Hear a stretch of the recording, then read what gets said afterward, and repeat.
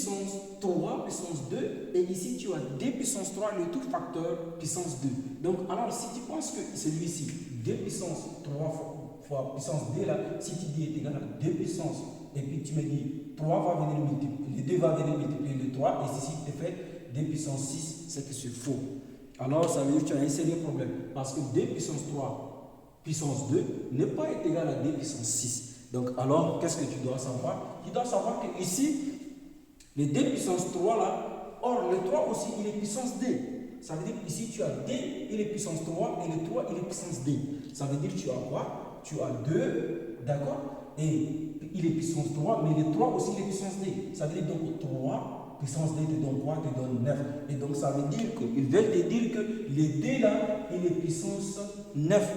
Donc le d ici, il est puissance 9 et non puissance 6. Parce que beaucoup de gens vont dire que les 2 là, quand ils voient 2 puissance 3 puissance 2, ils vont me dire que le 2 il va venir multiplier les 3 et donc tu auras 2 puissance 6. Non, c'est pas ça.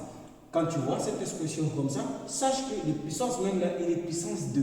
Ici on peut te mettre 4. Si on met 4, ça veut dire 3 puissance 4. Si on met 5, ça veut dire 3 puissance 5.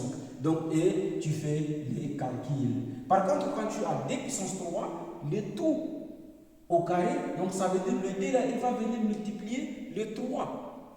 Le 2 qui est ici là, il va venir multiplier le 3. Et donc ici, tu auras 2 puissance 6. Donc celle-ci, elle est différente de celle-là. Donc celle-ci aussi, elle est différente de celle-là. Ici, quand tu as il y a tout en facteur et que tu as 2 en haut, donc le 2 il va venir multiplier le 3. Et alors 2 puissance 0 est égal à quoi selon toi? 2 puissance 0 me donne combien?